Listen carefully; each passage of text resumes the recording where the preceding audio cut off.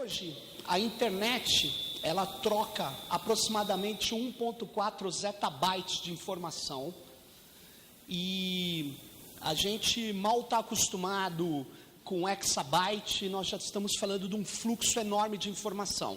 E esse fluxo enorme de informação, ele vai crescer mais ainda. O que vai acabar acontecendo é que nós todos estamos tendo que lidar com tecnologias novas, algumas delas são especiais para tratar a enormidade de informação e dado que está sendo criada ou está sendo criado gradativamente. Uma tecnologia chama-se Big Data ou Big Data em português, e ela vai crescer mais ainda porque nós vamos cada vez mais ligar aparelhos à internet. A famosa internet das coisas, eu prefiro chamar a internet dos sensores, nada mais é do que a conectividade geral de semáforos, geladeiras, aparelhos eletrodomésticos, aparelhos urbanos, ligados à rede e operando pela rede.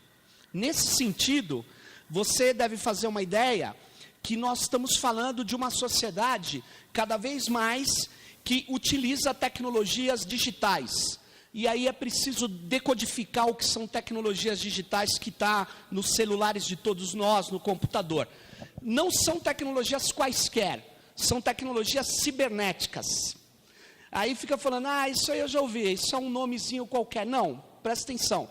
Tecnologia cibernética, ela é uma tecnologia de comunicação e de controle, simultaneamente, comunicação e controle. Isso quer dizer a seguinte coisa, para entender exatamente o que eu estou falando.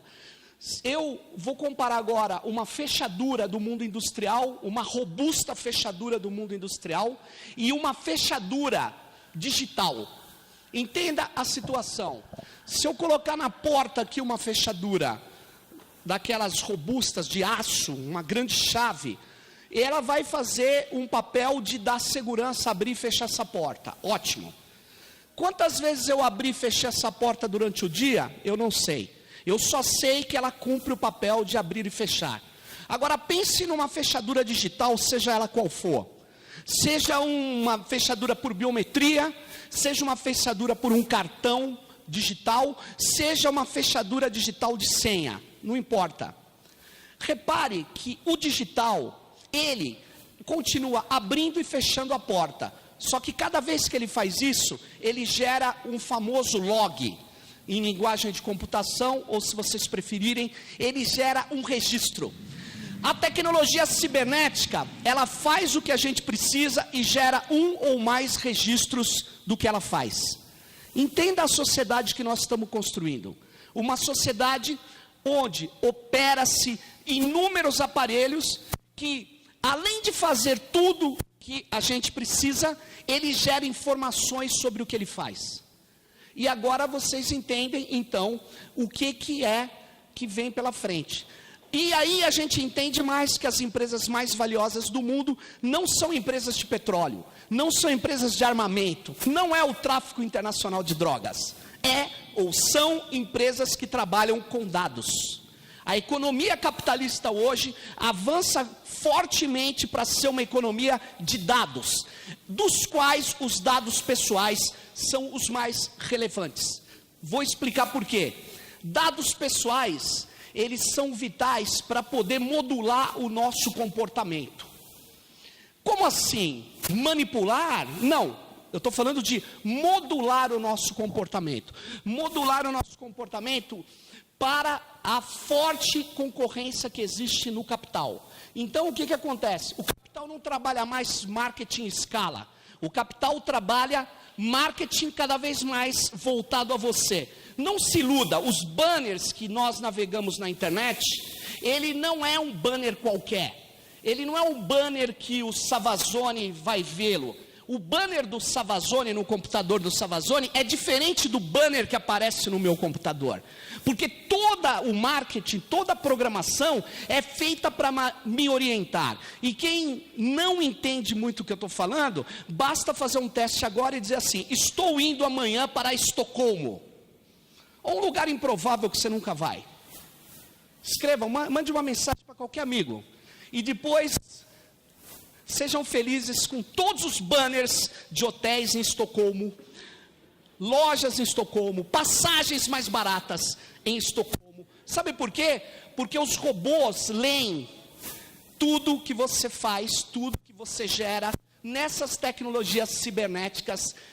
Tudo que nós fazemos deixa registros, que nós chamamos de rastros digitais, e movimenta uma enorme economia de informação, que é uma economia que sustenta Google, Facebook ou Twitter. Ou você acha que o Zuckerberg não ganha nada quando ele abre aquela plataforma para que nós possamos usar? E é uma plataforma curiosa, sabe por quê? É uma plataforma tecnológica, onde todo o conteúdo dela é feita por cada um de nós. E não só o conteúdo. Além da gente fazer o conteúdo, a gente atrai o tráfego, chama as pessoas para ver o que a gente postou. Ou seja, a gente dá acesso, e acesso vale muito dinheiro nesse tipo de economia. Então, nós entregamos nossos dados pessoais, trazemos acesso e fazemos o sucesso dessas plataformas. Ótimo. E o que elas fazem por nós? Elas são coisas que melhoram a nossa vida. O Google melhora a nossa produtividade. O Google é operado por algoritmos e bancos de dados sobre tudo que nós fazemos. Então, eu queria abrir para dizer o seguinte: o capitalismo hoje e as cidades do capitalismo hoje avançam para existir dentro de uma enorme economia de dados, que alguns chamam o capitalismo de vigilância, como é a Zuboff, uma pesquisadora norte-americana. Por que isso? Porque tudo que for feito vai ser registrado, vai gerar registros, vai ser acumulado, e esse acúmulo movimenta hoje essas grandes estruturas de dados e de uma economia, vamos falar assim, de um mercado de intrusão, porque esses dados, eles estão passando, e muitos de nós falam, e daí? Eles melhoram a nossa experiência, nós estamos melhorando a nossa vida, certo? Melhorando a nossa vida. Eu vou só dar um exemplo para passar para o Savazone. Nós, no ano de 2018, se o governo golpista não alterar o calendário, vai ter eleição. Sabe o que vai acontecer? Vai acontecer o seguinte, o lugar onde vai ter os principais debates sobre a condução do país, vocês acham que será aonde? No meu modo de entender, vai ser o Facebook. O Facebook é uma plataforma privada, operada por algoritmos, onde o teu post é visualizado pelas pessoas que o algoritmo do Facebook define. Então, na verdade, ele nos coloca, já notoriamente, já virou até um jargão, em filtros. Ele filtra e coloca em bolhas que não nos incomodam, em bolhas que já são usadas como amostras para o marketing, mas vai ser usado na política. Só que na política, eu não vou ter nem o direito de visualizar outras mensagens. Então, a minha pergunta é, como é que eu posso ter um debate democrático se nem a visualização do outro eu não vou conseguir efetuar nessas plataformas? Então, nós estamos caminhando para um cenário de um grande mercado de dados, de uma grande economia da intrusão, da interceptação de dados, e nós estamos caminhando para uma democracia operada por algoritmos, que são opacos. Quem tem que ser transparente, olha que loucura, é a vida de cada um de nós, exatamente para melhorar a nossa experiência. O marketing diz, para melhorar a experiência de cada uma e cada um daqui, eu preciso dos seus dados. E aí nós, acriticamente, falamos, que mal há em entregar os nossos dados para uma empresa tão fofinha quanto o Google, quanto o Facebook, quanto o Twitter, quanto o Flickr, quanto etc. Qual o problema disso? Se quem não deve, fecha aspas, não teme. Então, para passar para o Savazone, eu queria dizer o seguinte, meu filho teve recentemente uma paralisia facial, mas agora está tudo bem, mas eu tive que comprar um colírio específico para o olhinho dele. Mas uma das coisas mais difíceis de você fazer hoje é comprar algo numa farmácia e não dar o seu CPF. É impossível. Você fala, eu não quero, não, quer um desconto, eu não quero desconto, não quero nada, eu quero ir embora. Me dá o colírio e eu pago. Aí eles falam assim, não, eu não consigo abrir o caixa se eu não pôr o seu CPF. Aí você dá o seu CPF. Olha que louco. Aí você dá o seu CPF e compra um colírio específico. No dia seguinte eu recebi um e-mail do meu convênio médico, dizendo assim, você deve fazer exame preventivo de glaucoma, porque eles acharam que o colírio era para mim. E o que eu quero dizer é o seguinte, há uma enorme economia de dados, há uma enorme economia de compra e venda de amostras de pessoas, e essa economia é a economia que vai estar nas cidades digitais, nos smart cities. Smart city não é só o nome de uma cidade ágil, é uma cidade que consome dados pessoais de uma população em deslocamento. Será que a gente não deveria fazer um privacy by design, um desenho de projetos tecnológicos que garantam a privacidade das pessoas, ou as pessoas não se incomodam em ser constantemente vigiadas, valoradas diferenciadamente, organizadas, discriminadas em bancos de dados de bancos, seguradoras e do seu futuro emprego, se é que ele vai existir ainda? Então eu vou passar aqui para o Savazzo.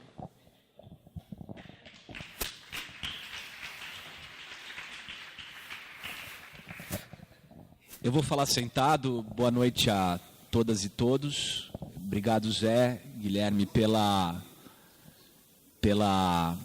convite para vir aqui conversar com vocês nesse espaço tão bonito, né? Obra de arquitetos. Gustavo Vidigal, que espero depois faça a pergunta que a gente combinou, para eu poder responder. Depende dessa intervenção. Eu já muitas vezes dividi a mesa e tive o privilégio de participar de debates com o professor Sérgio Amadeu, e eu sempre digo que eu não deveria fazer isso, porque sempre é muito difícil falar depois dele. Mas eu ainda me coloco nesse lugar, nesse papel, e vou mais uma vez tentar complementar um pouquinho o que ele trouxe. Na verdade, eu queria aproveitar, o Sérgio acabou de lançar um livro que basicamente é um livro digital, né? Ele vai ser lançado depois em papel, mas é um livro que está disponível pelas principais plataformas de distribuição online, que chama Tudo Sobre Todos. É um livro que eu estou com ele aqui, inclusive, terminando de ler, e trouxe algumas perguntas, inclusive, para fazer para ele, porque eu acho que é uma obra absolutamente referente para essa discussão que ele trouxe hoje aqui para vocês. Eu tenho vivido uma experiência, eu vou falar um pouco de um lugar que é a experiência híbrida de um ativista, um militante e um desenvolvedor de projetos dentro do universo da internet.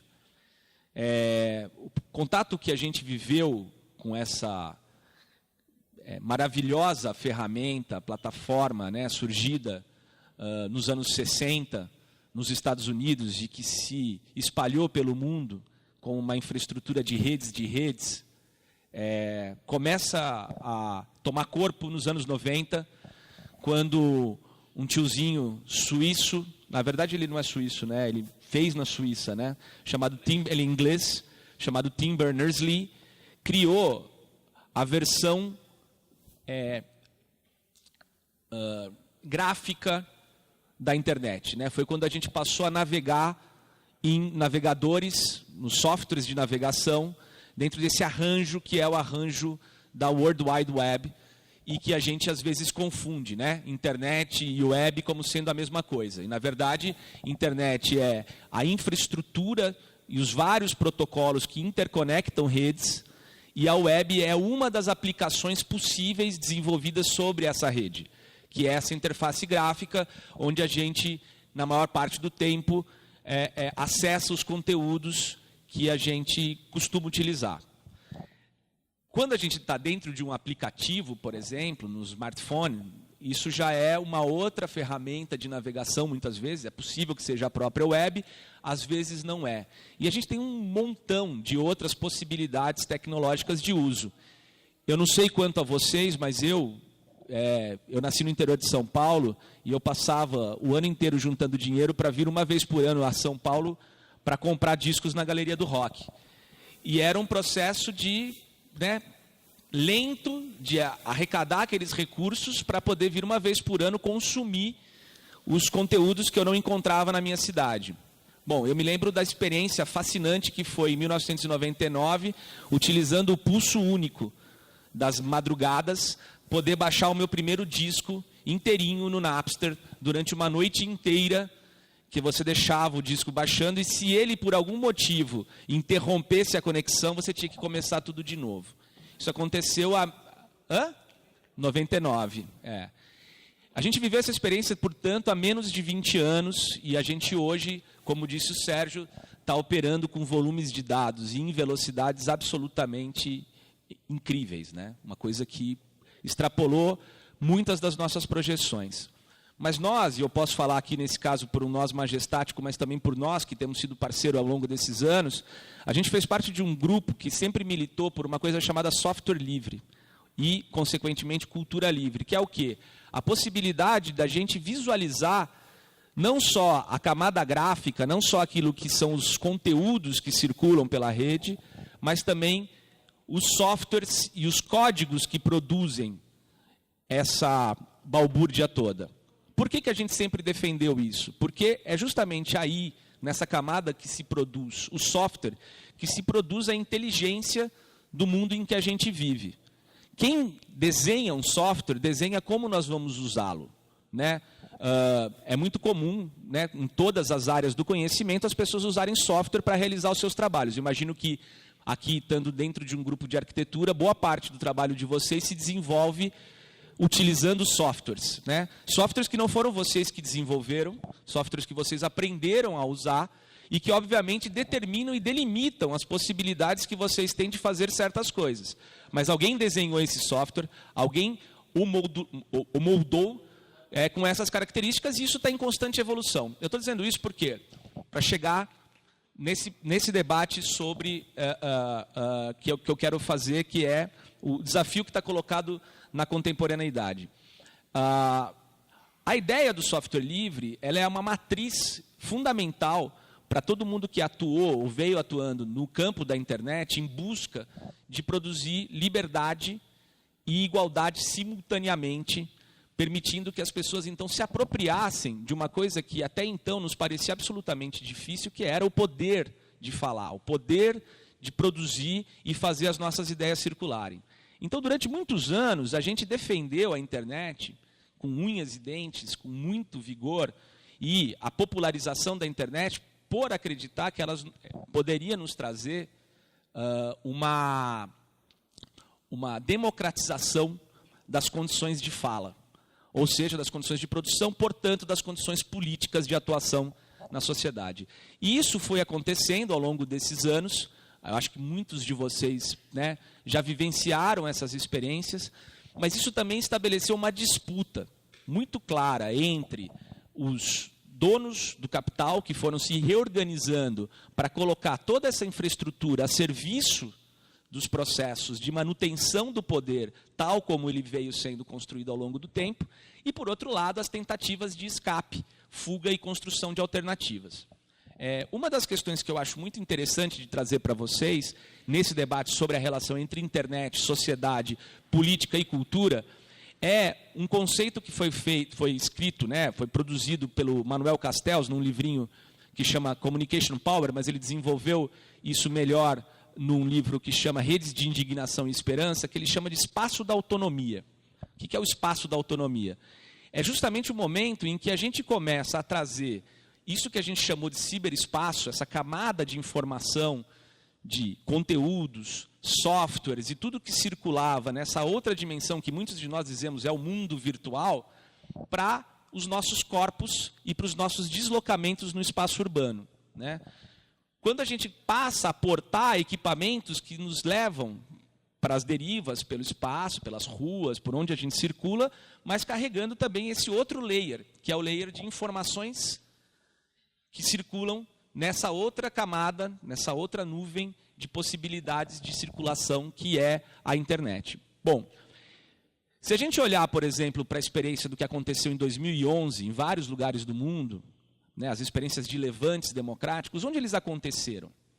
É isso que o Castells chama de espaço da autonomia. Eles aconteceram simultaneamente nas redes cibernéticas, né, nas trocas nesse campo, mas também nas cidades, nas praças, nas ruas, num processo, num contínuo entre redes e ruas que formou o espaço da política contemporânea, que é o espaço onde a gente está inserido hoje.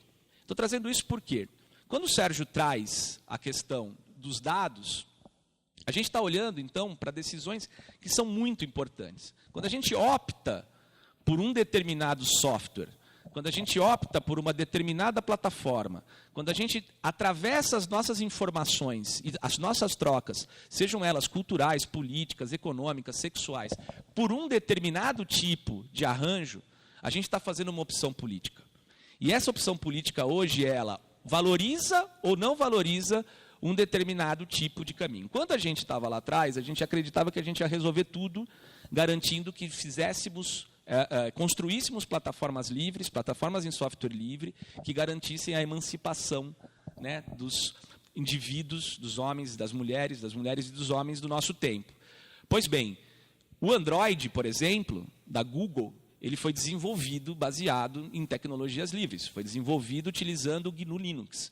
Então, para eles, por exemplo, não foi um problema utilizar o software livre para gerar uma grande ferramenta, porque justamente o negócio que o Google, o Facebook e outras organizações, a Amazon, sobretudo, que são as organizações, a Apple, que são as organizações que lideram absolutamente todos os rankings de valor no capitalismo contemporâneo, é porque eles fizeram a opção de trabalhar em cima dos nossos dados, dos nossos deslocamentos, daquilo que nós produzimos. Então, se, por exemplo, na época da cultura de massas, a gente dizia que, né, a televisão existe para colonizar os nossos olhares, ou seja, para vender anúncios, né, na verdade, a televisão foi estruturada, a televisão comercial, com um monte de programação para atrair a atenção e olhares das pessoas para poder vender publicidade. Esse é o modelo, né? No mundo digital, nesse mundo onde a gente está inserido, nós somos simultaneamente a audiência e os produtores da informação que circula e das relações que acontecem nesse espaço, né? Então, quando a gente, por exemplo, resolve fazer uma atividade política e a nossa organização se dá dentro do Facebook, nós estamos lidando com uma coisa que o Sérgio depois pode pegar e falar muito melhor do que eu, porque isso está dentro do campo aprofundado de pesquisa dele, que é uma modulação, né, que cria um mundo em que, ao mesmo tempo que isso nos permite estabelecer conexões que antes não eram possíveis, isso também nos leva para dentro de um lugar absolutamente fechado e que está produzindo dados que depois vão ser usados para maximizar os ganhos financeiros de uma corporação que hoje concentra. Para vocês terem uma ideia, esse é um dado recente, 85% de toda a publicidade circulante na internet vai para o Google e para o Facebook. Não existe nenhum histórico, 85%. De cada 10, 8,5%. Né? É uma monstruosidade, e eu estou colocando essa discussão porque depois eu vou devolver com uma pergunta baseada no livro do Sérgio, que eu fiquei curioso e eu quero que ele possa falar. Mas o que eu quero, tentando fazer esse percurso, né? Quando a gente começou a militar por isso lá atrás, a gente acreditava que bastaria nós, né, oferecermos acesso e uma consciência crítica sobre os usos da tecnologia, que nós seríamos capazes, então, de produzir uma nova sociedade. E, em certa medida, isso aconteceu. Em vários aspectos, a gente viu exemplos, e são exemplos muito interessantes. Não seria, talvez, possível pensar em certos levantes políticos importantíssimos, e se a gente quiser trazer para mais perto, eu não sei se vocês chegaram a vivenciar isso, mas há uns 4 anos, 5 anos em São Paulo, tinha um prefeito chamado Gilberto Kassab, e ele construiu 8 anos de mandato baseado no proibicionismo radical, né? Ele chegou a produzir leis que proibiam a venda de ovo cozido em botequim. Era uma cidade que estava, né, muito voltada para esse arranjo. E aí começaram a gerar uma série de movimentos sociais que foram acontecendo naquele momento, que eram movimentos já desse arranjo entre redes e ruas. Por exemplo, o churrascão da gente diferenciada, que foi aqui perto, que eram convocações que só conseguiam trazer as pessoas para aquela participação porque eram pessoas que estavam nas redes sociais e que daí podiam ocupar o espaço público e agir, né? É isso que eu falo, é isso que o Castells chama de espaço da autonomia, esse espaço contínuo entre redes e ruas. Esses processos todos, então, a gente acreditou que eles seriam um caminho reto para para produzir um ambiente político mais saudável, né? E a gente hoje tem que fazer uma autocrítica, porque a gente chegou num cenário em que isso não só não aconteceu, como o que a gente viu foi essas tecnologias serem usadas para um processo que é talvez um dos mais graves processos políticos em curso hoje, que é a violação sistêmica dos direitos humanos de todos nós a partir dos processos de vigilância em massa.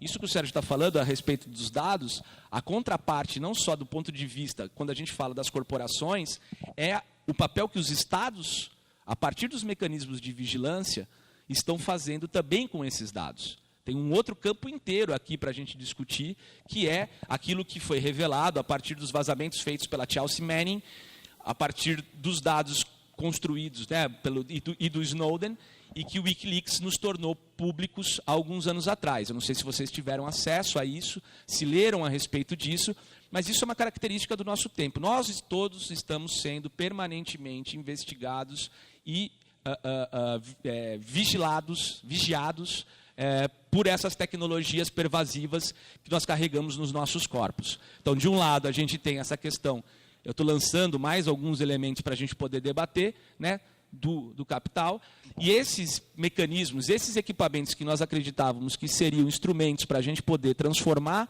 a sociedade, hoje eles também são mecanismos que permitem não só a colonização econômica daquilo que nós fazemos, né, a partir do marketing e do processo de extração de dados, e, no outro lado, a vigilância em massa pelos Estados nacionais. Isso chegou a um extremo. Nós temos situações hoje que fazem com que certos filmes de ficção científica pareçam nem terem sido capazes de projetar o nível de controle ao qual a gente está chegando na nossa sociedade. E aí chegamos num terceiro nível, que é isso que o Sérgio trouxe também, que é a ideia cada vez mais recorrente que aparece das smart cities, que nós também poderíamos chamar de cidades do controle, que são as cidades que passam a conectar todos os artefatos existentes para permitir que as duas coisas ocorram. A venda de dados pessoais possa ser feita, e aí numa aliança entre governos e mercado, e a vigilância em massa dos cidadãos possa ocorrer. Se vocês olharem para isso, eu acho que tem um papel fundamental daqueles que estão pensando, tanto arquitetura como urbanismo, de trazer e pensar o que significa optar ou não por esses tipos de tecnologias acopladas aos nossos processos em desenvolvimento. Eu queria justamente, então, para devolver a palavra para o Sérgio, que a gente combinou que a gente ia fazer assim, de ficar se provocando, ler um trechinho do teu livro, que você, numa certa altura, você fala assim é preciso flexibilizar a hipótese de monopólio e propor que nas redes digitais existe uma forte tendência à concentração de tráfego em alguns nós. A gente tem visto, por exemplo, uma discussão muito grande a respeito do que é, né? O que é a palavra monopólio. E eu queria entender o que você tinha proposto com essa frase, porque eu acho que a gente está vivendo, no meu caso, eu acho que a gente está vivendo, sim, um monopólio, né, de algumas corporações, e, no outro lado, talvez um fenômeno muito raro, que é também um monopólio de extração de dados por um Estado nacional específico, que montou 3 estruturas nos últimos 10 anos para poder fazer isso no mundo inteiro, que chama Estados Unidos da América. A National Security Agency é uma delas, o Departamento de Ciberguerra, que é, na verdade, um braço da CIA, que hoje, na verdade, comanda a CIA, e esqueci o terceiro. Mas depois... o Departamento de Ciberguerra é militar, e a CIA com o braço que tem comando hoje mas são essas 3 estruturas que hoje fazem toda a extração de dados e comandam a guerra de dados que está rolando no mundo todo. Eu acrescentar uma pergunta, então. Eu queria aproveitar a pergunta que o Rodrigo está propondo ao Sérgio e fazer um pedido para que o Sérgio, ao responder isso, explicasse para nós o que exatamente é. Eu acho que você poderia fazer isso como poucos. o que exatamente é a noção de neutralidade da rede? E por que isso é importante? Agora eu acho que tem uma interferência nesse teu lado. Não. É a voz. Eu falo aqui, agora melhorou? Que interessante. Bom, a questão, primeiro, vou falar da neutralidade da rede, que é mais fácil do que essa questão. Existe um princípio pelo qual a internet foi organizada, que é o princípio que quem controla os cabos, as fibras óticas, quem controla as conexões, ou seja, a infraestrutura física da internet, não pode ou não deve poder bloquear o fluxo de dados. Tem que ser neutro em relação ao fluxo de dados. Então, isso foi o que permitiu que a internet se espalhasse pelo mundo todo. Então, eu queria lembrar que a internet não é computador. A internet não é linha telefônica. A internet não é software. A internet é tudo isso num arranjo de protocolos. A internet, ela é um conjunto de protocolos. Protocolo é isso que a gente está pensando mesmo. É um jeito de proceder. Então, eu faço um computador se comunicar com outro, mesmo que um computador seja da marca Samsung e o outro seja da marca da Apple, não importa. Eles têm um protocolo que eles conseguem se comunicar. A internet é um conjunto de centenas de protocolos. Um deles é o HTTP. Quando você põe, vocês conhecem, né? HTTP, Hypertext Transfer Protocol. Só que aquele é o protocolo final ali. Embaixo dele, para funcionar, tem outros, a gente fala em camadas. Tem a camada de aplicação, tem a camada de rede, a camada de transporte. Tem um protocolo que chama TCP, Transfer Control Protocol, protocolo de transferência. Então, o que acontece? Todo o pacote, a internet, ela não trafega dados brutos.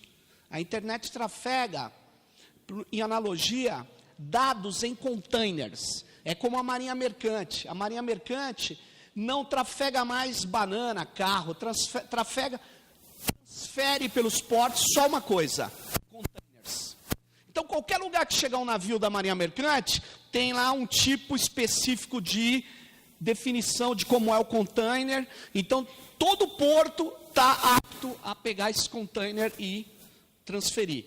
Na internet funciona assim. Um e-mail, ele é quebrado em pacotes de dados. E o que se transfere são pacotes de dados específicos com um cabeçalho. Da onde veio, para onde vai, chamado metadado, o dado sobre dado. Da onde veio, para onde vai e que tipo de aplicação é. Dependendo do tipo de aplicação quando esse pacote de dados, esse container, chega no seu computador, ele é montado como um e-mail, ele é montado como uma página web, ele é montado como um arquivo de som. Não sei se eu estou sendo claro. E, na verdade, tudo isso é feito em cima de uma camada que são linhas telefônicas, fibras óticas, cabos submarinos, que funcionam na velocidade da luz. Quem duvida disso, abra uma página agora nos Estados Unidos e conta os segundos. Como é que você acha que essa informação veio? Ela apareceu por mágica? Não, ela veio por um canal, provavelmente um cabo submarino, entrou em Fortaleza, desceu por uma rede de fibra ótica, chegou em São Paulo ou Rio de Janeiro, roteou, entrou aqui no teu provedor e caiu no teu o que mesmo? Browser. Em quantos segundos? 1 segundo na velocidade da luz, 2 segundos na latência da rede, não importa. O que eu estou querendo dizer é o seguinte: você imaginou que a própria TV se digitalizou? A TV analógica, ela é digital, ela caiu na rede. Então é o seguinte, imagine agora o poder que tem uma empresa de cabos. E aí que a sua questão faz sentido. Uma empresa de telecom, ela passa hoje a ter o conjunto das comunicações da sociedade, tirando as face a face. Tudo vai ser digitalizado. Não adianta você falar assim, não, haverá um recuo para a comunicação analógica. Não vai. Não vai, desculpa, não vai. Não há nada no futuro próximo que diga que vai haver. O que vai haver é a intensificação da digitalização. Portanto, imagine o poder de 4 empresas no mundo que controlam todos os cabos. Se eles puderem quebrar a neutralidade de rede. Ou seja, dizer assim, na minha rede não passa informações daquele número de IP. Na minha rede não passa vídeo da empresa que não fez um acordo comercial comigo. Ou pior, na minha rede os pacotes do YouTube vão mais rápidos do que os pacotes da Vimeo. Eles não podem fazer isso, eles não podem filtrar a rede, precificar a rede, ou seja, a internet não é uma rede de TV a cabo. Por uma coisa louca, a internet é uma rede transnacional e as leis nacionais impedem que as corporações quebrem a neutralidade de rede. O presidente Obama, apesar de ser o cara que mais matou gente nos Estados Unidos com ordens de drones, mais de 2.400 mortes assinadas por ele, apesar de tudo isso, o Obama defende a neutralidade de rede. E há uma briga nos Estados Unidos. E no Brasil a gente tem uma lei que garante a neutralidade de rede, o Marco Civil da Internet. O que deixa as operadoras de telecom possessas. Elas querem quebrar a neutralidade da rede para poder fazer modelos de negócio e controlar a criatividade. Eu sou da Universidade Federal do ABC. Se a gente criar lá um protocolo da internet 3D, que não existe, imagine se as operadoras puderem quebrar a neutralidade da rede. Na hora que eu for passar um protocolo novo, que não existe, ele não está enquadrado no plano de negócio delas. Aí sabe o que ele faz? Mata o pacote. É digital, não existe, é 0 e 1, é 0 e 1, ele mata. E aí ele passa a ter o controle também, ele passa a ser meu sócio. Eles passam a controlar a criatividade. E uma coisa super legal na internet, importante, que a internet, ela não é uma obra acabada. Nós mal começamos a criar coisas nela. Mas por quê? Porque tem a neutralidade da rede, garante a criatividade não na mão de nenhum oligopólio. Imagine se para criar a imagem em movimento, ou seja, o vídeo sobre IP, ou som sobre IP, voz sobre IP, se eu tivesse que pedir autorização para a direção da Telefônica. Não sei se vocês fazem ideia o que seria isso. Ou para, sei lá quem. Na internet funciona assim, eu crio a tecnologia, se for boa, as pessoas usam, se não for, não usam. Muitas vezes os estados querem proibir. Mas essa lógica da liberdade e não da permissão está colocada. Mas ela vai perder, ela vai cair se a neutralidade for quebrada. E eu já falei demais, eu vou responder a questão, não sei se eu fui claro, espero ter sido. A questão que o Savazone coloca, ela é complexa, porque eu vou dizer um negócio. Vocês já ouviram falar de cauda longa na internet? Não?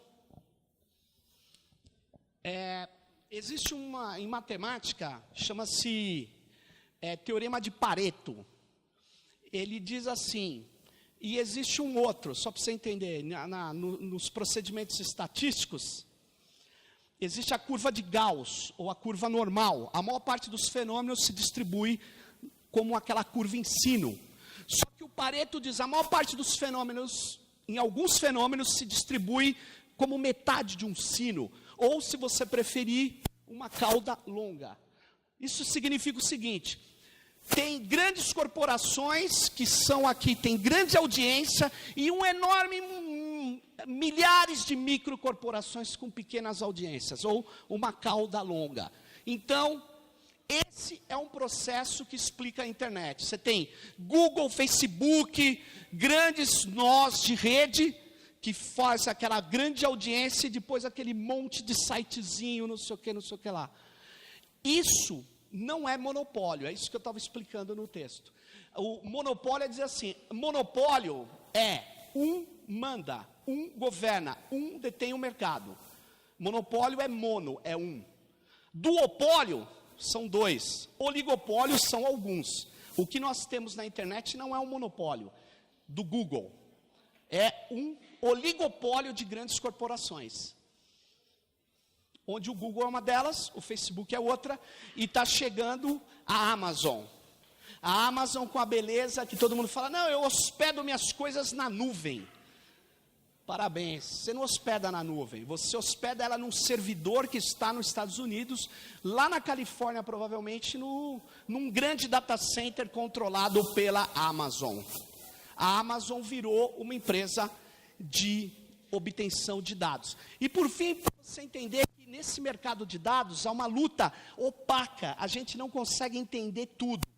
Eu vou dar um exemplo para passar para o Savazone, eu não sei se eu expliquei o meu ponto. Mas existe a seguinte questão. Vocês devem ter participado do joguinho Pokémon GO, né? Ainda bem. Porque quem participou fez o seguinte, foi uma febre numa meninada. O que eles fizeram? Eu convido vocês a buscarem a patente, porque senão você não entende o que está acontecendo. Uma técnica que eu utilizo para entender o que está acontecendo nas redes é sempre ir atrás da patente registrada nos Estados Unidos sobre aquela tecnologia. E a patente registrada do Pokémon GO é uma patente de como criar jogos para a obtenção e captura de dados pessoais. Essa é a patente. Então, o que acabou acontecendo? Ele cria um objeto virtual georreferenciado, ele coloca ali, você, na hora que posiciona a câmera no sentido que ele quer, você, usando a Pokébola, captura o seu Pokémon. E nessa você manda a imagem, eu não estou, parece ficção, né, mas não é. Você manda a imagem para a empresa que organiza esse jogo singelo, descompromissado, de criancinhas. E que em 2 meses fotografou metade das coisas que o Google tinha levado com aquele carrinho que vocês já devem ter visto na rua, mais de 10 anos para capturar. Porque foi uma captura distribuída de imagens, inclusive de ambientes internos. Pokémon GO. Aí você fala, ai que maravilha, olha aí, ó, isso é ficção, pessoal. Pois bem, a ficção está aí. O que atrapalha muito o nosso debate é uma série que chama Black Mirror. Porque eu vou explicar para vocês. Porque eles têm uma ficção não de naves espaciais que superam a lei da gravidade, né? Carros fabulosos, caras que tomam um tiro e não caem. Não, é um plusinho a mais da realidade. E aí ele transforma a realidade em algo ficcional. Então quando eu falo aqui, os caras... Muita gente fala, puta, isso aí é uma ficção. Quem não deve, não teme. Eu entrego meus dados para o Facebook e para o Google, por quê? Que eu vou ter? Quem sou eu? Não faço nada de errado. Sérgio Moro não está atrás de mim. Eu tô aí na boa, não é? Aí eu dou os meus dados. E que mal há em entregar esses dados para grandes corporações que vão modular o meu comportamento e que não são monopólios? Há uma luta ferrada entre Google e Facebook para ver quem controla mais dados e contra os brokers de dados antigos. Brokers de dados antigos, como é o grupo Experian, que comprou, vocês devem conhecer, o grupo brasileiro chamado Serasa. Ninguém nunca foi, é tudo gente boa, ninguém não dá. Serasa. Então você chega hoje e você tem um sistema de ranqueamento. Todos nós estamos num sistema de ranqueamento. Ranqueamento, o Black Mirror, inclusive, tem um dos filmes sobre isso. Ranqueamento, você fica sendo ranqueado o tempo todo por organizações. E aí as pessoas vão começar a entender que elas têm o direito de saber o que o algoritmo disse delas. Hoje isso não é um direito. Eu tenho o direito de saber como o algoritmo diz que eu sou um pagador ou não. Se eu sou um bom pagador ou um péssimo pagador. Se eu ando em determinadas ruas da cidade, porque agora o GPS passa as informações para as seguradoras e o meu seguro vai ser mais caro. Se eu vou ter direito ou não a um determinado tipo de convênio, se eu vou pagar mais caro ou não, e se eu vou perder o meu emprego ou não, por ter um determinado tipo de comportamento. Aliás, isso já acontece nos Estados Unidos. Tem vários casos na justiça. E a justiça, que também é operada por algoritmos nos Estados Unidos, tem um movimento contra o racismo, que é praticado pelos algoritmos, e isso está sendo claro na justiça americana. As decisões judiciais são baseadas em algoritmos preditivos, em bancos de dados acumulados. Primeiro, ele classifica o tal do réu num tipo específico. Segundo, Ele compara o passado de réus em teses semelhantes com ele. Terceiro, ele diz a pena que o juiz deve dar. O juiz aceita ou não. Ao aceitar, começamos a olhar como que são essas penas. Sabe o que elas fazem? Reproduzem o racismo histórico da justiça americana. E o algoritmo é mais duro nisso. O algoritmo, qualquer algoritmo sempre te classifica, em primeiro lugar. Depois ele te ranqueia. Em terceiro, ele cria públicos calculados. E quarto, ele organiza o seu comportamento. Ele não é neutro. Uma cidade, como o Savazone falou, digital, smart city, não é uma cidade neutra, velozinha, uma cidade legalzinha. Não, ela vai organizar os nossos comportamentos. Assim como o que os publicitários mais fazem é comprar livro de CEO para ver como funciona em tese. Ele tem que imaginar o algoritmo de classificação do Google para tentar burlar aquele algoritmo. E todos nós já sabemos que várias escolas que têm algoritmos que vasculham o famoso plágio, os caras que plagiam mesmo já sabem driblar o algoritmo, e os coitados, ele diz assim, você tem 30% de plágio no seu texto. O que é isso? Então você passa a ter que se preocupar em aprender e também a não ser acusado de plágio pelo algoritmo das escolas que aplicam esse algoritmo, esse banco de dados, essa coleta massiva que cruza dados, inclusive, de redes sociais. Então, não há um monopólio, é isso que eu volto para o Savazone e passo a palavra para ele. O que há é um oligopólio, o que é, no meu modo de ver, é uma curva de Pareto, e uma série de empresas que trabalham articuladas para isso, e um monte de economia que não tem a ver com isso. Mas o coração da economia capitalista hoje é uma economia de dados. Não é ainda, mas gradativamente vai ser nos próximos anos. Eu só queria fazer um complemento. Quando o Sérgio fala sobre a computação em nuvem, eu acho que um aspecto importante da gente discutir com esse público específico que são vocês, por exemplo, que é a correspondência física de tudo isso que a gente está falando, que opera nessas camadas várias que compõem a internet. Eu fui levantar aqui só rapidamente, enquanto o Sérgio estava falando, a infraestrutura global dos servidores da Amazon. Né? Não sei se vocês sabem, por exemplo, mas nos últimos anos tem rolado uma discussão muito forte sobre, há algum tempo já, sobre especulação imobiliária no Ártico, para a instalação de server farmers, de fazendas de servidores, para você poupar o uso de refrigeração. Obviamente, você indo para regiões mais frias, você não precisa gastar energia para refrigerar os ambientes, porque, afinal de contas, essas máquinas precisam ser mantidas em ambientes refrigerados. Né? Você tem também hoje tecnologias sendo produzidas para você gerar energia a partir do deslocamento de ondas no fundo do oceano, e os servers serem colocados nessas áreas para poder permitir que, então, né, pelo fluxo de resfriamento do uso da própria água e a geração de energia das ondas, você faça simultaneamente a garantia da energia para poder manter o e-mail de vocês funcionando a contento, sem que caia nunca. Não sei se vocês lembram, agora, uns dias atrás, teve uma pane pequena no Gmail, e foi absolutamente interessante ver a reação das pessoas por terem ficado 3 horas sem acesso aos seus dados todos conectados ao serviço da Google. É uma experiência, um prenúncio de colapso que é absolutamente interessante. Isso não pode acontecer. Eu não sei se vocês se lembram, se vocês assistiram aquele filme, que não é, obviamente, é uma ficção, a rede social que conta a história do surgimento do Facebook. Tem um momento em que o personagem do Mark Zuckerberg, discutindo com o personagem, né, do sócio dele brasileiro, diz para ele o seguinte: eu preciso de um servidor LAMP, que é Linux, Apache, MySQL, PHP, que é um servidor livre que eu uso para desenvolver os meus blogs e sites desde sempre. É a configuração mais aberta possível e é sobre a qual foi desenvolvido o Facebook num quarto de uma universidade. Quando o Sérgio falava também sobre essa questão da criatividade e da possibilidade, a maior corporação hoje, né, em termos de faturamento acumulado, surgiu num servidor Apache desse, como a gente está falando, a partir do uso e da criatividade de um único desenvolvedor.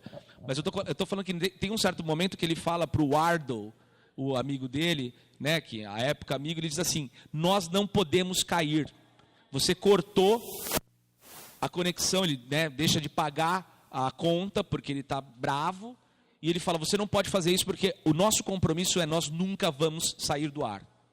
E para eles nunca saírem do ar, uma plataforma que hoje tem 1,6 bi de usuários, ele precisa de muita infraestrutura física para fazer isso rodar. Então tem uma correspondência espacial do que está acontecendo entre tudo isso que existe e os lugares onde isso se instalam. Ó, a infraestrutura global dos servidores da Amazon, que se tornou isso que o pessoal chama de computação em nuvem, bonitinho, né? Está tudo voando, não está não.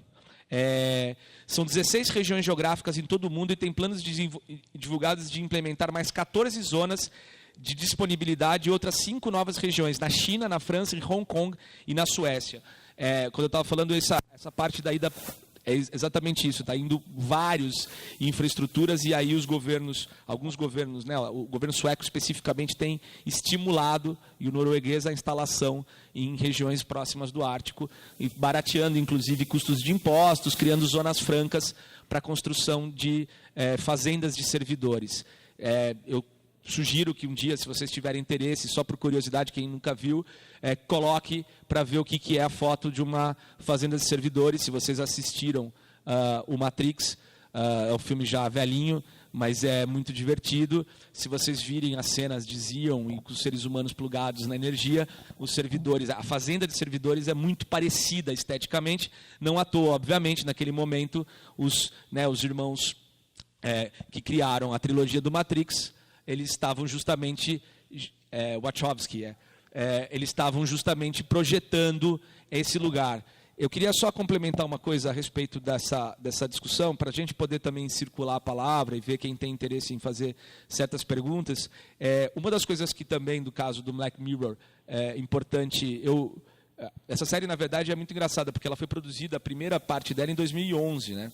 E foi distribuída na Inglaterra, e ela só se tornou a coqueluche que foi aqui porque ela foi distribuída pela Netflix, que comprou a distribuição dela, e, portanto, as pessoas a conheceram. Mas eu cheguei a fazer alguns debates lá atrás, já usando, e isso que o Sérgio falou sobre essa ficção, que é muito próxima da realidade, ela traz uma reflexão importante para a gente, que é a seguinte: muitas das vezes em que a gente tentou levantar esse debate, e eu me lembro especificamente, por exemplo, no início do governo Lula, quando a gente falava em Brasília, dentro do projeto de implantação do software livre, que era preciso trabalhar com criptografia, proteger os dados dos governantes, a gente parecia maluco, que assistiu muita ficção científica e leu muito gibi, conversando com a política tradicional. O que é verdade, era verdade. Mas, naquele caso especificamente, a gente estava alertando por coisas muito concretas que estavam acontecendo, e a gente ouvia o interlocutor olhar para a nossa cara e com aquela sensação de, esses caras estão falando o quê? Quer dizer, isso não existe. E depois de 10 anos, a gente soube que o Brasil foi o segundo país mais espionado pela National Security Agency, e que a nossa presidente, então, a presidente da República, Dilma Rousseff, tinha sido ela grampeada pela NSA. Isso é uma coisa de uma gravidade que não tem proporções, inclusive na própria literatura sobre geopolítica, né? Quer dizer, a vontade de grampear um presidente de um país, eu acho que sempre existiu, né? Agora, fazê-lo comprovadamente, inclusive com os dados sendo revelados, né? Isso é uma coisa de uma gravidade que só o fato da gente estar muito realmente anestesiado nos faz não nos levantar e debater isso a fundo, porque é muito grave. E especificamente em relação a isso, então, quando a gente tem essa ficção que se aproxima muito da realidade, mas a trata como ficção, né, a gente vem aqui falar para vocês, por exemplo, sobre o que significa a Smart Cities, as cidades que estão sendo controladas, mas a gente pode voltar para um exemplo que aconteceu há 3 meses, gente. Né? O prefeito de São Paulo, João Dória, ele anunciou que ia privatizar todos os dados, na verdade, a operação do serviço do bilhete único municipal, do bilhete de transporte municipal. O que significa isso? Hoje, esses dados estão de posse da prefeitura. Eles deveriam, inclusive, ser dados públicos, auditáveis e tudo mais, não são. Né? E depois o Guga pode falar um pouco sobre isso, porque teve uma experiência de atuar com isso dentro do governo. Mas eles querem passar isso para a operação. Não sei se vocês se lembram, mas há 4 anos a gente teve um levante aqui nessa cidade, ocasionado justamente pela questão do transporte público, né? E ocasionada por ser um tema absolutamente determinante no desenvolvimento dessa cidade. A venda, a privatização desse serviço não é porque existe uma empresa que vai fazê-lo melhor do que é feito hoje pela prefeitura. É porque se quer colocar os dados sobre o deslocamento dos cidadãos paulistanos nas mãos de uma empresa que pode depois negociar com eles. Essa é a economia que o Sérgio traz nesse debate, e é essa aliança que a gente tem visto entre mercados e governos na construção desses mecanismos de controle. Isso não é ficção, isso está acontecendo. Isso pode ser utilizado tanto para o planejamento positivo, e poderia ser, se houvesse boa intenção, e se houvesse boa intenção, então eles têm que abrir esses dados e permitir que eles sejam auditáveis, e que todos possam fazer uso deles, e que seja uma outra forma, né? Porque essa coisa que o Sérgio falava também, e que é muito importante entender. Quando a gente fala de privacidade, de não existir privacidade, ela não existe cada vez mais para os cidadãos. Mas, para as empresas, elas justificam todo tipo de controle sobre essa informação e não abrem, porque daí vão dizer que é, obviamente, vantagem de concorrência. Se eu tenho esse dado, eu não posso oferecer para o outro, porque, afinal de contas, é sobre isso que eu trabalho e que me dá o meu diferencial. Então, vejam, isso é uma coisa muito importante para pensar o urbanismo no dia de hoje.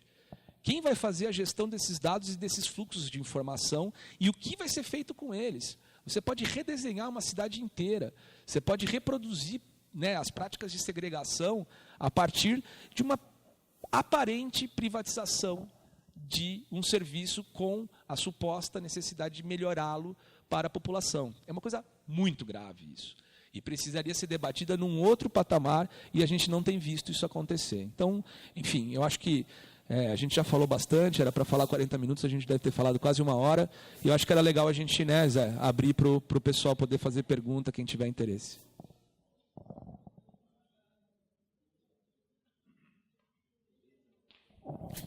Deixa eu fazer uma provocação. A gente tende a achar que isso é um filme de ficção científica.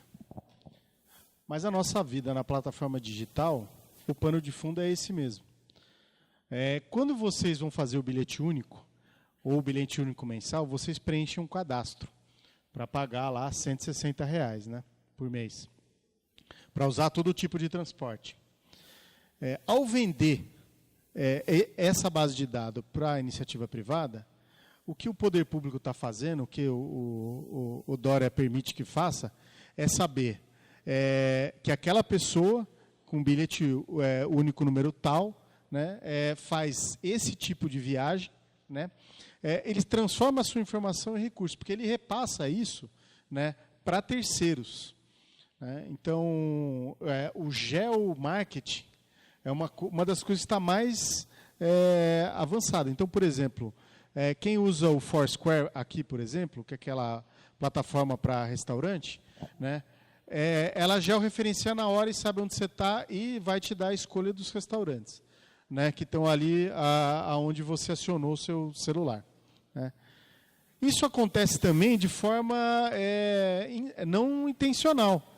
Você disponibiliza seu dado, né, e aí o geomarketing ele vai mandar uma propaganda, né, de uma loja que está perto de você, sabendo, por exemplo, dos seus problemas de saúde.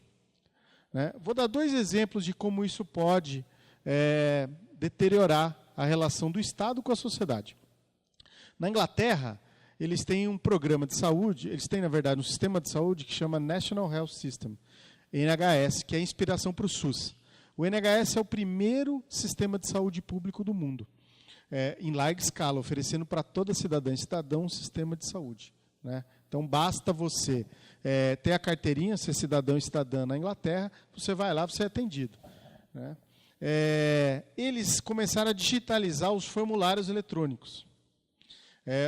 Para quê? Para integrá-los. Né? Então, se eu mudasse de subprefeitura, borough lá, o médico saberia, é só botar o sisteminha ali, né, e sabia, você já teve problema de coluna, você teve problema de visão, tudo bem, já sabemos o que aconteceu com você, com o seu histórico. Eles digitalizaram e, de cara, tiveram um problema que é a questão da privacidade. Porque os planos de saúde estavam conseguindo informações, né, e eles assediavam as cidadãs e cidadãos com base na informação do formulário. Lembrando que a maior parte das pessoas lá é atendida pelo sistema público, mas tem as pessoas que querem ser atendidas por um sistema privado, né. A partir de uma certa idade, né, os planos de saúde não aceitavam o seu pedido, se você quisesse migrar para um plano privado, porque ele já sabia do seu histórico de saúde. Falava, não, ele vai ter problema de câncer, isso é caro, então não interessa. A venda de informação, ela é privada. Então, o segundo exemplo que eu queria dar, então, a questão da privacidade da informação. A segunda questão é o aparelho de telefone celular. Pô, o Serginho falou uma coisa que eu não tinha pensado, é a economia do sensor. E o celular é o sensor, né, que está mais disseminado. Todo mundo aqui tem um telefone celular. Lá no fundo, o pessoal, inclusive, está digitando agora, né, mandando WhatsApp. Né, Estou indo para Estocolmo. O celular é um sensor, né, que agora caminha do nosso lado e passa informações de onde a gente está, com quem a gente anda, o que a gente pensa, e por aí vai. Né? Como que vocês veem, Sérgio e Savazone, né, a gente sabe do uso, que o uso privado disso vai levar para uma escala de concentração o capitalismo que ele nunca existe. Né? Então, o Facebook hoje já é a maior empresa do mundo de marketing. Né? O Google, ele georreferencia você, né, em fração de segundos, e isso é um poder enorme para eles. Agora, o celular, o Savazone colocou um pouco isso, que ele também pode ser uma plataforma de reivindicação política. Né?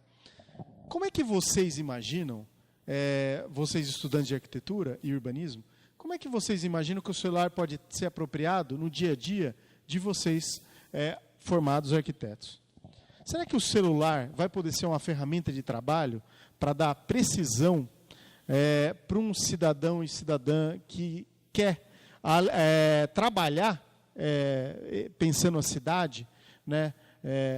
Então, acho que essa é uma questão. Né? Como é que a gente pode colocar ele a serviço da cidadania e mais da profissão de cada uma de vocês? Eu queria só fazer um comentário de precisão, que é o seguinte. Tem uma questão que o Sérgio abordou. Na verdade, tanto o Rodrigo quanto o Sérgio, na fala dos dois, tem um detalhe, né, subjacente a tudo isso, para o qual eles estão chamando a atenção, que é o problema da normalização de coisas que são, de um certo ponto de vista, ou do ponto de vista de uma certa tradição intelectual e política, coisas anormais, quase anomalias até, de um certo modo. Então, uma dessas questões, para ficar bem claro, e até também para submeter isso ao crivo de ambos, isto é, se não estou enganado, uma questão que atravessou tudo que vocês disseram tudo bem, vamos pegar o exemplo lá do metrô. Eu me lembro de ter sido parado várias vezes numa catraca de metrô, numa porta de uma estação de metrô, por uma funcionária do metrô ou de um instituto de pesquisa, que, com a finalidade de melhorar o serviço, me perguntou se eu queria responder a uma pesquisa de uso do metrô. Quando que eu uso, que horário que eu uso, que estação eu entro, que estação eu saio, mais ou menos em que horas, se eu faço isso e combino a viagem de metrô com uma viagem de ônibus, né? Para onde eu vou, para onde eu não vou, de onde eu saio, se eu faço isso todo dia, se eu faço isso quantas vezes por semana. E eu tive, nessas ocasiões, me foi colocada uma possibilidade de dizer não, eu não quero responder à pesquisa. Ou de mentir, tá bom. Legal. Justamente. Então, isso tem a ver com um princípio que pode parecer, às vezes, a essa altura do campeonato, uma perfumaria, né, do ponto de vista destas distopias que são descritas aqui por ambos, que é um princípio de soberania do indivíduo, que é um princípio que fundamenta toda a vida político-social do Ocidente, pelo menos, desde há uns 3 séculos. Né? Eu posso dizer se eu quero ou não fazer alguma coisa e se eu quero ou não entregar as informações X ou Y a respeito da minha própria vida. O que eles estão descrevendo são sistemas em que esta pergunta já não está mais posta, né? O troço está num setup X. Agora, o que nós achamos disso, daí é o que nós vamos ter que discutir, né? Para você, professor. Não é você que começa agora? Eu também, eu não me lembro. A questão... Bom, eu acredito muito numa perspectiva que existe como alternativa, que se chama Human Rights by Design, ou Privacy by Design. A tecnologia, ela não é, em hipótese alguma, neutra. Em hipótese alguma. Ela é feita para ter algum objetivo, sempre. O código guarda as determinações dos seus desenvolvedores. Quem já desenvolveu o código sabe que você tem várias opções. Você escolhe uma. E você escolhe uma em função de o que você está pensando, que não tem a ver com a técnica. Então, é como desenhar quando você fala de cidade, você vê que a cidade não é neutra. Ela teve desenhos, ela teve disputas. E muitas vezes ela teve projetos que foram desenhados com uma determinada finalidade. As pontes, tem um texto clássico, eu não sei se vocês usam, um texto do Landon Wiener, que chama, é uma pergunta, o nome do texto, os artefatos têm política? Porque parece ridículo falar, um artefato tem política, mas na hora que ele começa a descrever os casos, aí você começa a falar, opa, e um dos casos mais famosos é das pontes de Long Island, em Nova York. As pontes foram feitas propositadamente baixas, propositadamente estreitas, para não passar ônibus. Ou seja, não se pode já nos Estados Unidos, não podia excluir os pobres das praias de Long Island, mas podia sim, com uma solução técnica, impedir que pobres que não têm carros cheguem naquelas praias. Então, na verdade, com tecnologia da informação, é a mesma coisa. É a mesma coisa. Você tem design, você tem intenções que são colocadas. Você chama, inclusive, uma parte do projeto do software, por exemplo, chama-se arquitetura de software, que é como você desenha aquilo. Então, na verdade, eu chamo a atenção pelo seguinte, nós temos que ter um movimento de ter esses valores democráticos e os direitos e garantias individuais embarcados no código. Tem que fazer parte do desenho do software. Porque, por exemplo, eu ajudei a montar as praças digitais aqui do Haddad. E foi uma briga. Primeiro que é o seguinte, não sei se quem já usou, você não tinha que colocar o seu nome. Não sei se vocês sabiam. Você chegava com o celular e se conectava. E a primeira briga foi com a polícia. Não, nós vamos pegar vocês, porque vai ter aí os pedófilos. É mesmo? Vai ter aí os assaltantes, os criminosos, e São Paulo vai virar um caos. Eu falei, você acha que eles vão usar praça digital? E durante esses 3 anos das praças digitais, prevaleceu a nossa tese.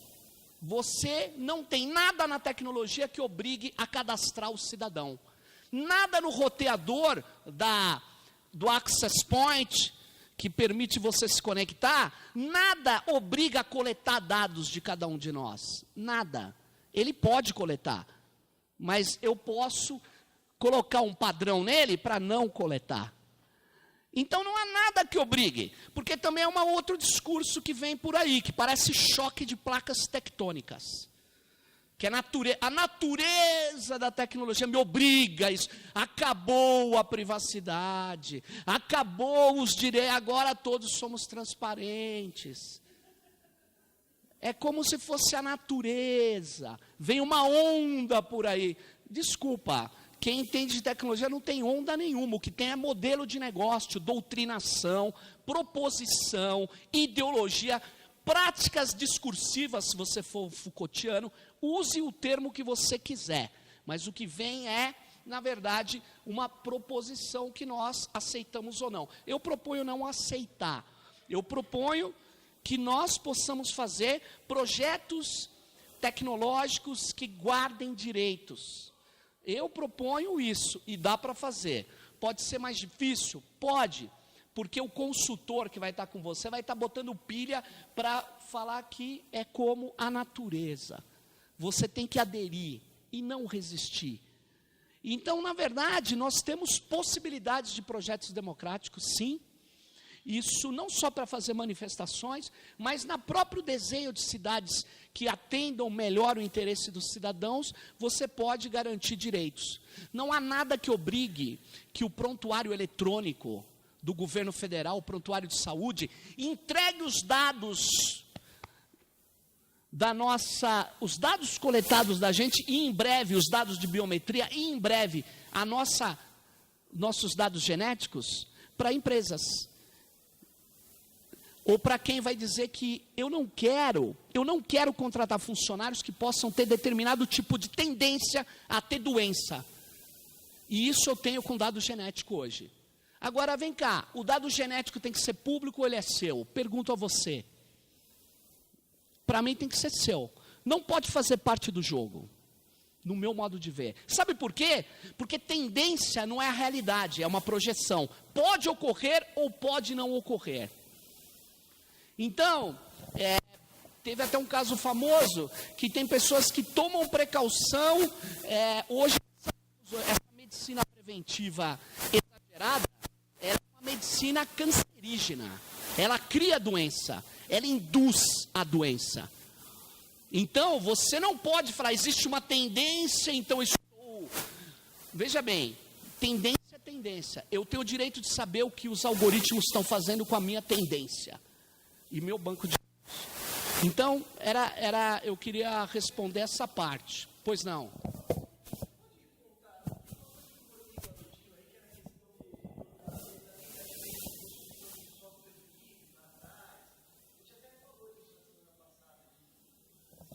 Sim, qual software?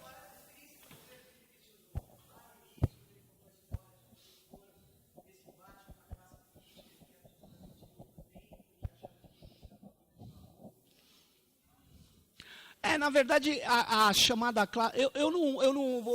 Eu vou responder rapidamente, se eu conseguir, passo para o Savazone. Eu não sei, eu não gosto do termo classe política, eu queria até dizer. Eu sei que existe um estamento, mas não claro, um grupo de pessoas que se apoderaram ali dos mandatos e com o distritão vão ficar a vida inteira se reproduzindo ali, conforme erva daninha ali. Eles vão ficar lá. Mas eu acho o seguinte, esses caras representam interesses muito concretos. Né? Então, nós tentamos aplicar uma tecnologia aberta dentro do governo e deu certo em algumas coisas, em outras não. E nós enfrentamos o lobby e a operação contrária, efetivamente, de grandes grupos que têm interesse em manter o controle sobre o conhecimento da tecnologia. O que nós estamos discutindo quando a gente fala em software livre não é software de graça. Nós estamos discutindo um software onde o controle do seu código, o código no qual ele foi escrito, seja de todos. Então, é um debate, porque a sociedade é cada vez uma sociedade intermediada por software, e software de relevância pública não pode ter o código-fonte fechado no nosso modo de ver. Não pode. E aí é a briga. E aí a briga está colocada, não sei se ficou claro, isso é uma briga contra gigantes. Porque eu quero dizer o seguinte, hoje na nossa sociedade é curioso. Eles pedem para que a nossa vida privada não tenha mais fronteiras, seja completamente transparente,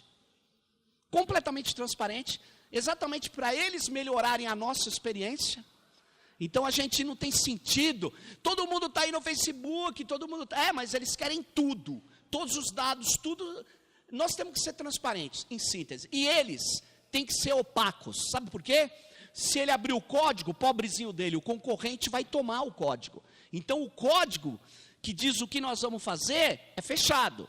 O Estado tem que ser cada vez mais opaco. Afinal de contas, o crime organizado e o terrorismo estão aí. Então, o curioso é que é uma inversão da democracia. Os poderosos são cada vez mais opacos e nós, indivíduos, cada vez mais transparentes. E tem gente que acha, e não é legal? Claro que não. Claro que não. Não há democracia sem anonimato. Tanto é que na hora da cabine indevassável, uma grande conquista democrática do Brasil contra a República Velha, qual que foi? O voto secreto. Por quê? Porque a pressão sobre cada um de nós é muito forte. A pressão de todas as pressões, principalmente a econômica, é muito forte. Então, na verdade, nós precisamos de uma dose de anonimato. Eu estava num curso, agora eu sou membro do Comitê Gestor da Internet no Brasil, representando a comunidade acadêmica, um comitê que está sofrendo ataque do governo golpista, que quer passar a gestão da internet no Brasil para as operadoras de telecom. Então, nós estamos aí na briga. E no curso que estava lá, eu fiz uma pergunta. Eu perguntei duas coisas. Primeiro, vocês acham que vocês têm que ter o direito de navegar na internet sem ser vigiados? Primeira pergunta, isso é um direito ou não? É um direito de você navegar sem... Segunda pergunta, você tem o direito de usar a internet sem ter os seus dados coletados? Estou perguntando, porque isso não é direito. Direito não dá em árvore, direito não brota na rua, direito não nasce na natureza. Direito é uma construção social. Se nós achamos que isso é direito, a briga vai ser boa, porque eles não acham. Eles não acham.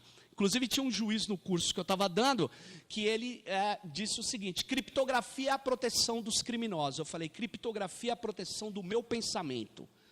A minha Constituição, até a minha Constituição diz que eu tenho liberdade de pensamento. Eu tenho liberdade de pensamento. E tem outros pressupostos do nosso sistema jurídico, até então existiam, hoje nós não sabemos mais, com esse STF. Mas uma delas é que ninguém é obrigado a formar provas contra si mesmo. Isso é básico. Ninguém é obrigado a se entregar, ninguém é obrigado a formar provas, e ninguém é obrigado a falar o que pensa. Porque o que pensa pode ser uma coisa muito importante, mas pode te criar muito problema. Bom, se um juiz chegar aqui para mim agora, e um promotor, o Dallagnol, o cristão Dallagnol, que Deus o tenha, o do PowerPoint, se ele chegar aqui para mim agora e falar, fale o que você está pensando, eu posso dizer a ele assim, claro, se não tiver uma unidade rota me pressionando, porque aí é outro problema, né? Mas eu posso dizer a ele o seguinte, eu não falo o que eu estou pensando. A Constituição garante que o meu pensamento seja protegido. Eu não falo. E enquanto houver liberdade de pensamento, eu defendo o uso de criptografia. Simples assim. Se eu fechar o meu computador aqui agora, ele é protegido com criptografia. Ele tem 4.096 bits, é o tamanho da minha chave. Para você entender a possibilidade deles abrirem o meu computador, é de 2 elevado a 4.096. Se você for ver o tamanho desse número, talvez você saiba que ele deve dar uma volta no universo, se ele fosse colocado assim em escala, de possibilidades de abrir esse computador. E aí você vai dizer, mas você não pode fazer isso. Posso, eu estou protegendo o que eu penso. Eu tenho o direito de proteger o que eu penso. Mas e o criminoso? O criminoso, ele não tem o direito, ele executa práticas criminais. Mas não é porque temos criminosos na sociedade que eu vou destruir a liberdade de pensamento e a liberdade de proteger a maioria da sociedade que não é criminosa. Eu penso assim, sem chance. Então, o que faz os cypherpunks? Criam tecnologias, criptografia, para proteger as pessoas contra esses poderes descomunais, inclusive as organizações criminosas. Então, dá para ter posição técnica, projetos que defendam privacidade, direitos humanos, etc. Dá. Isso é uma opção de quem faz o projeto. Eu só queria fazer um complemento, eu queria sugerir, não sei se algum de vocês já assistiu um filme chamado The Internet On Boy, que é a história de um carinha chamado Aaron Swartz. Ele está disponível no YouTube para assistir esse documentário, se vocês puderem e quiserem. Esse é um marco muito emblemático, né? Tá na Netflix também, está no YouTube aberto e legendado. Essa história de um cara que se suicidou nos Estados Unidos aos 28 anos, e que foi um dos grandes gênios dos hackers, né, que militaram pela sociedade pela liberdade do conhecimento. O Aaron, ele com 14 anos, ele desenvolveu, participou do desenvolvimento de uma tecnologia que é o RSS, que é a Really Simple Syndication, que sem ele não existiria nada do que foi feito depois do que a gente chama de Web 2.0. Ele participou do desenvolvimento de muita coisa bacana, inclusive foi um dos caras que criou um negócio chamado licenças Creative Commons. Eu não sei se vocês já conhecem, mas são as licenças de direitos autorais que permitem que você estabeleça uma relação segura e um pacto de circulação daquilo que você produz de forma muito mais flexível do que é feito pela lei de direitos autorais. Eu lembrei dessa história, porque por causa da tua provocação, né, sobre mentir, né, e a gente pode embaralhar o sistema, isso é um direito legítimo que a gente tem, né, criar rotas de fuga a todos os mecanismos de captura. E no caso do Aaron, o que ele defendeu? Ele escreveu um manifesto alguns anos atrás que chamava Guerrilla Open Access, que falava sobre uma coisa muito simples, né, que tem a ver com todos nós que somos estudantes universitários ou que produzimos conhecimento ou que estamos envolvidos com esse campo, né, que é o monopólio de acesso por algumas empresas americanas do conhecimento científico produzido no mundo todo. Se hoje vocês quiserem ler um paper que foi publicado na Science, vocês vão ter que pagar $30 por esse paper, né? Eventualmente, se vocês tiverem algum vínculo com alguma instituição de pesquisa, o governo brasileiro hoje gasta vultos, bastante dinheiro para manter isso acessível aos nossos pesquisadores. Ao mesmo tempo, as universidades americanas gastam muito dinheiro para manter isso aberto para os seus pesquisadores, mas esse é todo um sistema de produção de conhecimento científico que é baseado na cobrança, tanto daqueles que produzem quanto daqueles que vão acessar. Então, nós estamos falando, por exemplo, que se um pesquisador, né, que está na África, numa universidade na Cidade do Cabo, por exemplo, muito provavelmente para ele acessar esse determinado conhecimento vai ser muito mais difícil do que para um pesquisador que está em Harvard. Essa condição é uma condição que está ligada justamente a uma característica também do ambiente digital, que é o seguinte: a informação, o conhecimento, ele é abundante. Para você vedá-lo, para você fechá-lo, tem que haver um tipo de mecanismo muito forte de controle que é, nesse caso, antinatural. A informação, ela tende a circular. A informação digitalizada, ela pode ser compartilhada. Se eu te passar, eu não perco e você ganha, né? É diferente se eu tiver, né, uma maçã e te der. É completamente diferente. Isso na economia tem nome, né, que são os bens rivais e não rivais. Tem todo um debate importante sobre isso. Mas o que o Aaron fez? O Aaron, ele defendia que você abrisse o conhecimento para o maior número de pessoas. E ele era estudante na época, ele plugou na rede do MIT um computador e começou a baixar. Ele gerou um script e começou a baixar tudo que estava publicado, os papers acadêmicos que estavam publicados pela JSTOR, que é uma dessas empresas. E o fato é o seguinte: os caras pegaram ele e tal, e durante todo o tempo, né, da história da vida dele, né, depois dessa descoberta, ninguém sabia para o que ele ia fazer. Primeiro, ele era estudante, ele podia ter acesso, ele fez um script tecnológico que, embora tenha, né, botado os servidores da empresa em colapso, ele estava baixando, ele poderia dizer: eu quero fazer uma grande pesquisa acadêmica para catalogar de forma diferente, criar uma outra taxonomia de dados. Ninguém sabia. Mas por uma presunção de culpa, que está na moda, né, nos Estados Unidos também, ele foi perseguido, e essa perseguição foi sendo cada vez mais se acentuando, exemplar. A ideia era transformar o caso dele num exemplo, e ele não aguentou, né, essa pressão. Ele teve um burnout e ele se matou no apartamento dele, e ele para nós todos, né? A história, ele morreu. E a história é essa, eu acho que vale a pena assistir, porque aí não é o Black Mirror. É triste o filme. Vocês vão ficar tristes, é um garoto da internet. Eu fiquei triste, eu fico triste toda vez que eu falo dessa história, mas é importante porque não é o Black Mirror. Essa é a realidade tal como ela é. Essa é a realidade real.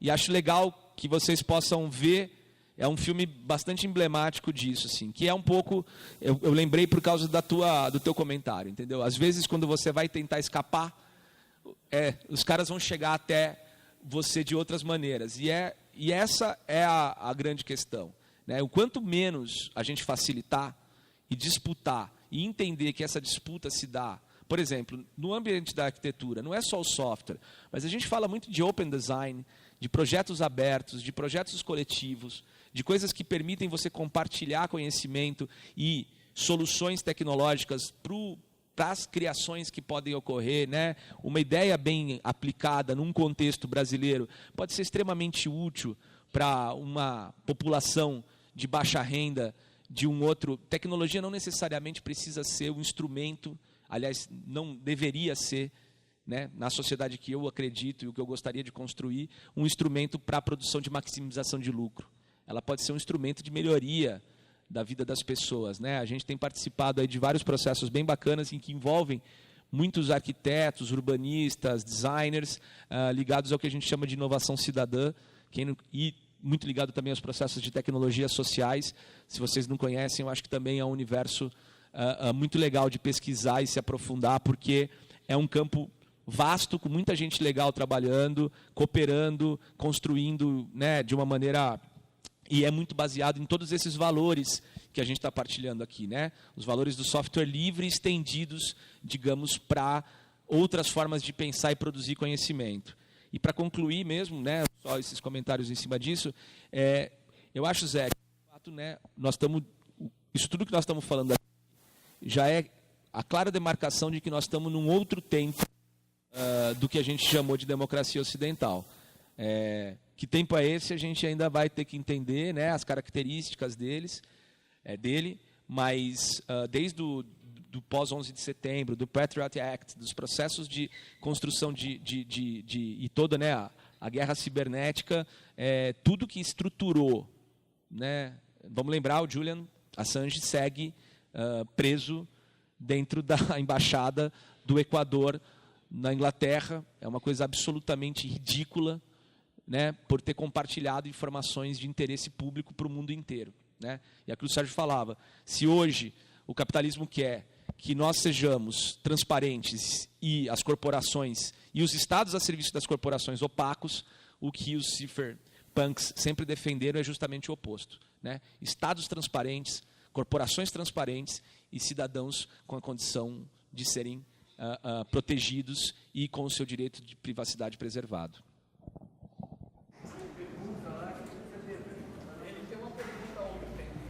Eu queria saber um caso mais específico, assim. O WhatsApp, ele segue essas mesmas políticas ou ele tem uma política de privacidade mais rígida? Porque, tipo, a gente tem visto uns casos da polícia querendo entrar e o WhatsApp falando não. Eu queria saber mais, sei lá.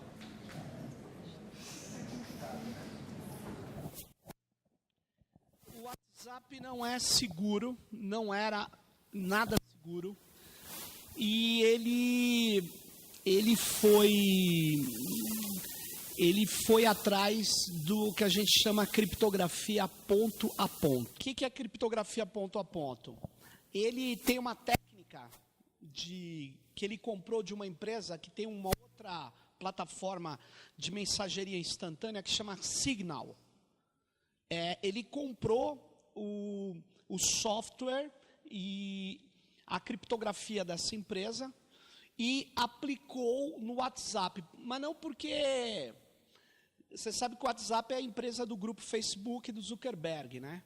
Então, para ele se livrar desse conjunto de ordens judiciais, ele faz o seguinte: se ela manda uma mensagem para você, ela encripta a mensagem no celular dela e, usando uma combinação de criptografia assimétrica e simétrica, que se der tempo eu explico, mas eu acho que vai demorar, ele manda para você E o que acontece é o seguinte, no caminho, o WhatsApp diz que está aplicando essa técnica do Signal e que, portanto, ele não tem como abrir nada dela nem de você, porque é uma criptografia feita em cada aparelho, ou seja, ponto a ponto. Ele diz isso.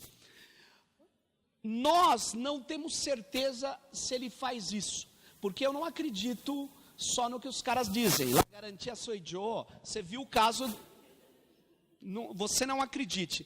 O pessoal da comunidade de software livre, os hackers, não acreditam em falas, acreditam em códigos. Se eu olhar o código, se o meu auditor auditar o código e ele falar, é isso mesmo, aí a gente acredita. Se não, a gente não acredita. Pode ser o cara mais bonitinho que for, mas não se trata disso. Se trata de que, na linguagem da tecnologia da informação, é o código que fala. É a única linguagem que fala e faz o que está escrito. Então, eu preciso ver o que está escrito.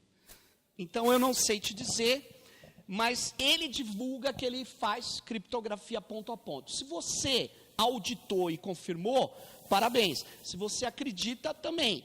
É criptografia ponto a ponto. Por isso que a polícia, cada vez mais na periferia, pega uma coisa absurda que me deixa irritadíssimo, para a meninada, principalmente se for negro, ele pega o celular do cara e fala, abre o celular, aí me dá a tua senha. Aí ele diz, eu tenho o poder de fazer isso. É claro que ele não tem. Mas vai na periferia, na quebrada, não dá o celular para o cara da rota. E segura. Sabe o que vai acontecer com você? Direitos e garantias individuais não tem na periferia de São Paulo. E não tem para os pobres. Ah, tem sim. Tá bom. É só vocês... bom, é que se você já é branco, já tem uma colher de chá. Mas, vamos lá. O que eu estou querendo dizer é o seguinte... Eu uso o Telegram. Aí você fala, mas vocês conhecem o Telegram? É uma mensageria. Ah, o Telegram também não tem auditagem. Não tem, mas é mais difícil do aparato de segurança que os caras daqui bisbilhotarem, só por isso. Mas ele também não é tecnicamente seguro. A gente não considera tecnicamente seguro. Convido a vocês, se tiverem curiosidade de aprender isso, acompanhem o pessoal da Crypto Rave. É um evento que a gente criou em São Paulo para proteger... Por que vocês estão rindo? É porque os hackers no mundo inteiro, os hackers de segurança, como diz o Savazone, cypherpunks, eles criaram eventos para tentar sensibilizar as pessoas, que chamavam criptoparties. Mas ficou tão chato, porque não era parte de ter uma festinha, eram os nerds e tal, não tomavam nem cerveja. Era um negócio super chato. E, ficava uma cerveja feita colaborativamente ruim para caramba. E aí, nós criamos em São Paulo uma Crypto Rave, 24 horas de criptografia com uma festa de verdade no meio. Então, é porrada. E as pessoas, entrou o Dória, era no Centro Cultural São Paulo, a gente teve que sair do Centro Cultural São Paulo. Afinal de contas, é um governo super, assim, aberto e tal. Não tinha que perder tempo com esses caras de criptosistemas. Aí nós fomos para a Casa do Povo, aqui no Bom Retiro. Teve mais de 4.000 pessoas no evento, um evento super bem sucedido. E vai ter financiado por crowdfunding, pelo Catarse. E ele vai ter um pequeno, agora, revival lá. Vai ter uma versão menor, uma CryptoParty. Agora, sábado, não sei aonde, mas se vocês procurarem Crypto Rave, vai ter lá no site da Crypto Rave, que é uma rave de criptografia e ensina as pessoas a se proteger, a proteger os seus aparelhos, apesar que eu tenho um ponto de uma ponderação com o pessoal, eu não acredito em aparelho de celular seguro, não acredito. Mas aí é para coisas assim que mexem com informações. Por exemplo, você vai proteger, se é jornalista, e você tem que proteger uma testemunha de um crime da rota, ou da polícia. Aí, eu não usaria o celular para me comunicar. Eu estou falando coisa barra pesada. É para coisa assim, nossa, tudo bem. Eu uso um e-mail, samadeu@riseup.net. RiseUp é um e-mail seguro que fica nos Estados Unidos. certo? Nos Estados Unidos. Você sabe que nos Estados Unidos tem uma lei que quem está sendo investigado, a lei de defesa patriótica, que o Savazone também comentou, a lei diz que você não pode ser informado que você está sendo investigado, porque em geral ela é usada para dizer suspeita de terrorismo. Mas eu posso acusar qualquer um de suspeita de terrorismo e investigar você de qualquer coisa. Então, eles têm acesso à tua caixa postal. E todo mundo sabe que ter acesso à tua navegação na internet, à tua caixa postal, você está perdido. Porque eu sei de tudo, o que você acha do seu chefe, do seu amigo, da sua namorada, do seu namorado, se é homossexual, se você não é, se você acha isso, se acha aquilo, você quer trocar de emprego, se você não acha o teu amigo do lado bobo, eles sabem de tudo. Porque tudo que você faz, você pode ter registrado. E é uma coisa absurda. Então, sabe o que acontece? Acontece que eles não podem ter acesso à nossa caixa postal. E aí, o RiseUp diz, eu tenho a seguinte situação, tem uma declaração com o nome de pássaro canária, é uma declaração que a cada 2 meses é feita, reafirmando o seguinte, os seus dados continuam inviolados. Ou seja, o governo americano não chegou lá e está olhando a tua caixa postal. E já há 5 meses eles não renovam a declaração. E como eles não podem avisar que você está sendo investigado, eles podem não renovar a declaração. Logo, nós acreditamos que o último e-mail seguro que a gente tinha caiu. Não foi isso que você perguntou, mas eu resolvi falar, desculpa. Eu só queria complementar uma das coisas que a gente sempre brincava, essa coisa de usar o Telegram. O Telegram ele tem o chat secreto, né? Que ele permite que você destrua o rastro de tudo que você está produzindo imediatamente a partir de um timer, né? E ele é usado quando uma das coisas é que vocês verem como essa questão, né, os artefatos têm política, né? Ele foi produzido por uma empresa russa, né? O Telegram é russo. E a gente gosta dos russos, né? A gente tende a gostar deles. E é uma empresa que, na verdade, os caras são os criadores. Eles, durante muitos anos, conseguiram manter a Rússia sem ter domínio do Facebook. Agora não tem mais. Mas era uma empresa chamada VKontakte, que era a rede social mais utilizada na Rússia. E uma parte da Ásia também, eles foram muito famosos. E eles desenvolveram o Telegram. E, enfim, ele é muito mais interessante, inclusive como recursos e... Tem GIFs animados, cara, que é uma coisa que, tipo, depois que você passa a usar, você não consegue mais viver sem, entendeu? Assim, você passa a se comunicar. Então, eu sugiro que você migre para o Telegram, que é dos russos, ele é muito mais divertido do que o WhatsApp, e aí você pode fazer chats secretos. A gente usa e... É óbvio que eles são americanos já. Mas o mais legal é que ele tem uma outra coisa, parece que o Estado Islâmico também usa, é isso que eu estava falando da história do... Não, é verdade, quando começou a ter a utilização alta do Telegram, para tentar, e aí a disputa de mercado e tal, os caras falam a rede social utilizada pelo Estado Islâmico, várias matérias saindo para justificar a tentativa de criminalizar os usuários de Telegram. Eu agradeço a oportunidade.